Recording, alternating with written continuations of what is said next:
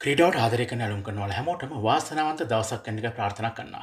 ඉතින් මේ දිනවල T20 තරඟාවලිය වගේම එක්දින තරඟාවලිය සහ ටෙස්ට් තරඟාවලිය කිහිපයක් පැවැත්වෙනවා. මේදී කාන්තා එක්දින ලෝක කුසලානේ ශ්‍රී ලංකාව වගේම ඉන්දියාව සත්කාරයෙන් පැවැත්වෙනවා වගේම බටහිර ඉන්දිය කොදිව් කණ්ඩායම සහ ඉන්දියා කණ්ඩායම අතර ටෙස්ට් තරඟාවලිය පැවැත්වෙනවා. ඊට අමතරව ඕස්ට්‍රේලියාව සහ නවසීලන්ත අතර T20 තරඟාවලියක් පැවැත්වෙනවා.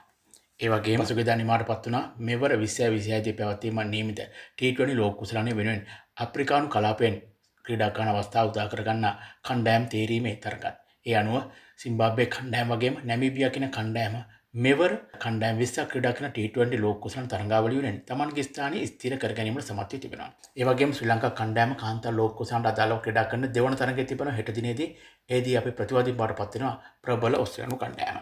මේ දක්වා පැවති තරගවලදී ශ්‍රී ලංකා කණ්ඩායම පරාජයට පත් කරමින් පළමු තරගෙන් ඉන්දියා කණ්ඩායම ජයග්‍රහණය කළා. ඒ වගේම නවසීලන්ත කණ්ඩායම පරාජයට පත් කරමින් ඕස්ට්‍රේලියානු කණ්ඩායම දෙවන තරගෙන් ජයග්‍රහණය ලබා ගැනීමට සමත් වුණා. තුන්වන තරගයේදී පාකිස්තානු කණ්ඩායම පරාජයට පත් කළ බංග්ලාදේශ කණ්ඩායම එම තරගයෙන් ජය ගැනීමට සමත් වුණා. ඒ අනුව අද කාන්තා ලෝක කුසලානට අදාළව දකුණු අප්‍රිකානු කණ්ඩායම සහ එංගලන්ත කණ්ඩායම තමයි ක්‍රීඩා කරන්නේ. ඒ අනුව එම තරගයේ ප්‍රතිඵලය සමගින් තරග හතරක් මූලික වටේට අදාළව පවත්වා අවසන් වීම නියමිතයි. හෙට දිනේ තමයි ශ්‍රී ලංකා කණ්ඩායම ක්‍රීඩා කරන තරගය තිබෙන්නේ.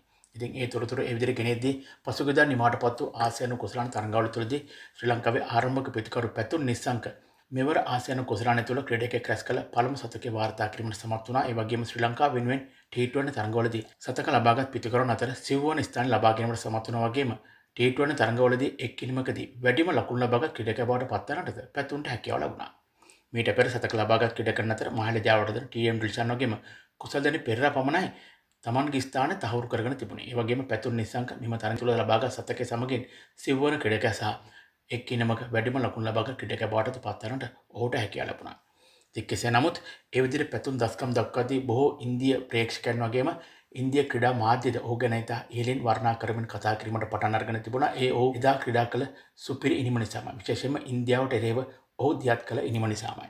ඉතින් ඒ හේතු නිසාම පැතුම් ගැන සුබදායී කාරණා කීපයක් ඉන්දියාව පැත්තෙන් අපිට මෙන්න මේ ආකාරයට තමයි ඇසෙන්නේ. ඒ අනුව එළමෙන IPL තරඟවල තුලදී පැතුම්ට නිසි ස්ථානයක් කොමන හෝ කණ්ඩායම තුළ ලැබෙවි කියලා ඉන්දියාවේ ප්‍රකට ක්‍රිකට් වෙබ් පිටුව මත පළ කර තිබෙනවා. ඒ අනුව එළමෙන IPL තරඟවල තුලදී ක්‍රීඩක වෙන්දේසියේදී කල්කටා නයිට් රයිඩර් කණ්ඩායම හෝ චෙන්නයි සුපර් කිංග් කණ්ඩායම ඔහුව මිලදී ගැනීමට කටයුතු කිරීමට වැඩි බලාපොරොත්තුවකින් පසු වුණා. වගේම මුම්බයි ඉන්දියන් කියන කණ්ඩායමත් පැතුම්න මිලදී ගැනීමට ලොකු තරගයක් ලබා දෙන ඇති බවට තමයි ඔවුන් සඳහන් කොට තිබෙන්නේ. විශේෂයෙන්ම පැතුම්ට චෙන්නයි කණ්ඩායම ස්ථානයක් හිමිවීමට වැඩි යකඩක් තිබෙන බවට තමයි දැනට අභ්‍යන්තර ක්‍රිකට් ආරංචි මාර්ග සඳහන් කරන්නේ. ඉතින් අපි දන්නවා ගිය වසරේදී කුසල් මෙන්ඩිස්, දසුන් ශානක, දුස්මන් චමීර, කමුදු මෙන්ඩිස්, ඒෂාන් මාලිංග වැනි ක්‍රීඩකයන් IPL තරඟවල තුල ක්‍රීඩා කරද්දී නැවත වරක් ශ්‍රී ලංකාවේ වත්මනේ සිටින සුපිරිම ස්ථීරම ආරම්භක ප්‍රතිකරණ පැතුම් නිසංකකින් බලාපොරොත්තු ලබන වසරේදී පැවතෙන IPL තරඟවල තුලදී ඉෂ්ට වෙන බව නම් මේ කාරණා සමගින් අපට පැහැදිලිවම නිගමනයකට එන්න පුළුවන්. ඒ කියන්නේ පැතුම්ගේ බලාපොරොත්තු IPL තරඟවල තුල මල් පෙළ ගන්නවන ලකුණු තමයි මේ සමගින් අපට වැටහි යන්නේ. ඉතින් අපි සුබ ප්‍රාර්ථනා කරනවා පැතුම්ට මෙවර IPL තරඟවල තුලදී ක්‍රීඩා කරන අවස්ථාව උදා කර ගැනීමට හැකියාව ලැබෙවි කියලා. ඒ වගේම ඔහුගේ බලාපොරොත්තු ඉෂ්ට කර ගැනීමට ඔහුට හැකියාව ලැබෙවි කියලා තමයි බලාපොරොත්තු වෙන්නේ. ඉතින් ක්‍රීඩාවට ආදරය කරන ඇලුම් කරන ඔයාලට තියෙන විදිහට යම් කිසියකින් පැතුම්න මිලදී ගත්තොත් IPL කණ්ඩායම කුමන කණ්ඩායමද ඔහුට වඩාත්ම ගැළපෙන කණ්ඩායම වටපත් වන්නේ?